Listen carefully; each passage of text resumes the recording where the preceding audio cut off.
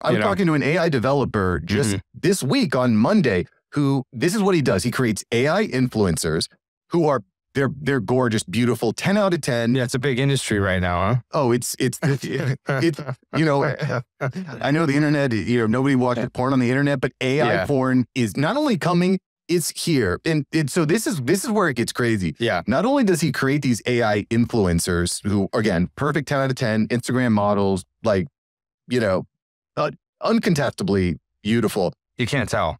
Oh, no, you can't. I mean, some of the photos, if you look really closely, but I think at the end of the day, it's not really going to matter. 20 finger girl, like no, a you really don't see cute that. girl, but she's got 20 fingers. And but quite frankly, I don't think it's going to really matter to people. If they're like, okay, this gets me going, it doesn't matter if it's real or fake. I prefer 20 fingers. Listen to this guy.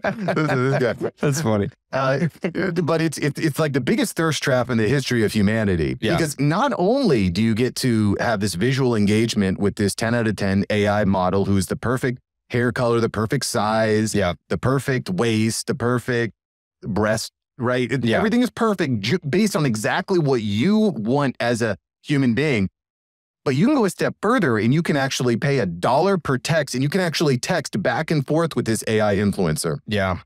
Crazy. Yeah. Crazy. And so what's going to happen? I got a 4-year-old son. You're going to see the bold prediction here. Within 5 years, half of high schoolers are going to be dating these AI bots. Half of them.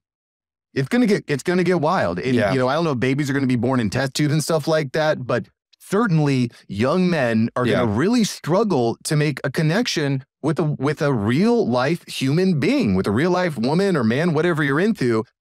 Because the other good thing about this AI bot is it never challenges you. It tells you exactly what you want to hear. Oh, honey, you had a tough day at work. I got your back. I'll whisper sweet nothings into your ear. Bull crap. That's not what you need as a human being. No, it's not. Yeah. And we saw that at the Vault conference. You need to be challenged. A few months ago, I was in super hard. You need to be challenged. Yep. I was in the mastermind group with Patrick Bet David, and he gave me some tough love.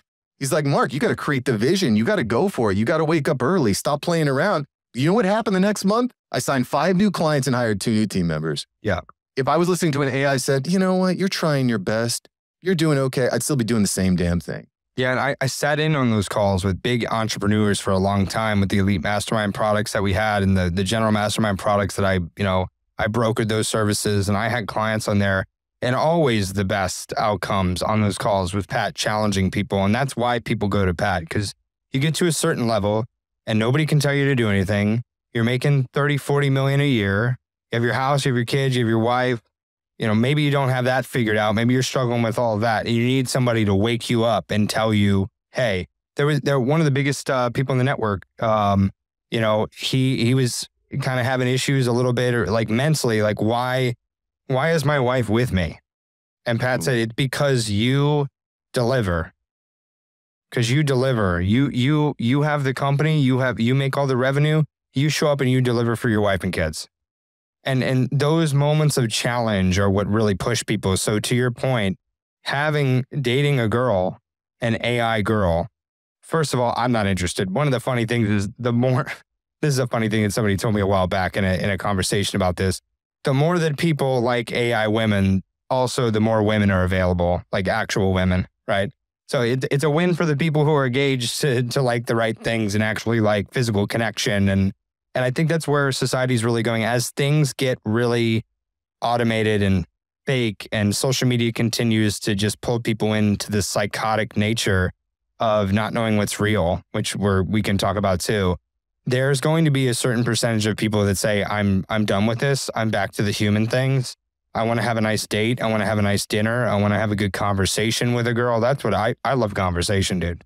That's my biggest thing is conversation. So I think it's an interesting point that you made, Don, that if half of humanity, half of these guys out there are dating AI bots, that's more women for the rest. Go for it, dude. Guys, right? Like go for it. But here's the problem. Here's the problem. If you're dating an AI bot, you're not going to be in a good headspace. You're going to be in a really bad headspace. You're not going to be challenged. You're not going to be achieving. I go back, 20 years ago, I was smoking a lot of weed. I was playing a lot of video games. I was not in a good headspace. I was not being challenged. I used to be a gamer too. I mean, just every night, it's the same damn thing. I wake up, I don't even go to sleep till the sun comes up because I'm killing boars in World of Warcraft, winning these little, and here's another gold piece. It's like, it's that dopamine burst. It's fake dopamine. It's like mental heroin. Yeah. And if these kids are just obsessed with AI and dating this bot, they're getting dopamine. But the real dopamine comes when you struggle and you suffer and you do tough things. This is the best. I just turned 40. This is the best year of my life. Yeah. Got to leave my job, got to help clients, meeting people, networking. I got James Altucher on the show a few weeks ago. Yeah. I had you're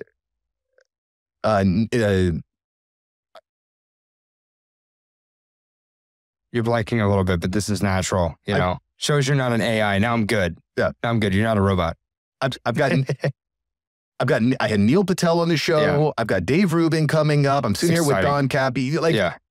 Something happens when you struggle, and it's been a long curve to get here, and it's to me, that's where the gains come from. Yeah. And just kind of finish this thought. If you have all these kids that are in a bad headspace, all these young men in a bad headspace, what do you think they're going to do? They're going to turn to violence. They're going to turn to, questioning what is going on inside of them. Yeah. And it leads to not just impact on their lives, but the lives of the people around them, like, you and me. It's not only a thing to point at kids with. It's not only a thing to say what's going to happen to the kids, right? It's actually a situation where grown-ups and fathers and mothers have to take responsibility for their overusage of Instagram and their overusage of the social media platforms that they are accustomed to, and really sit down with their kid and say, hey, listen, you can't be on TikTok all day. You can't date the AI girl. Like, it's almost like finding out that you find out your son's dating an AI girl. You say, dude, like, listen, what are you doing, man? Like, she's not real. I know you like her, but what are we talking about here, man? You just don't get it, Dad. But yeah, you just don't get, okay, well, something's going on. Like, we're going to have to go on a retreat. We're just going to have to move.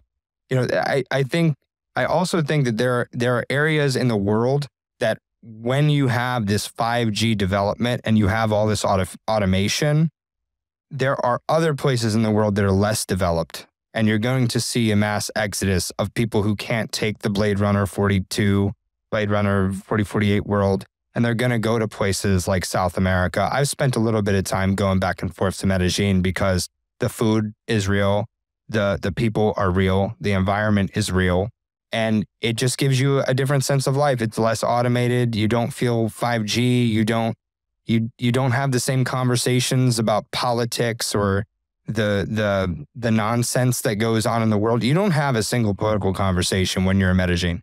Literally all you're talking about is, wow, that food was so great. That time together was so great. Didn't you enjoy that beautiful sunset?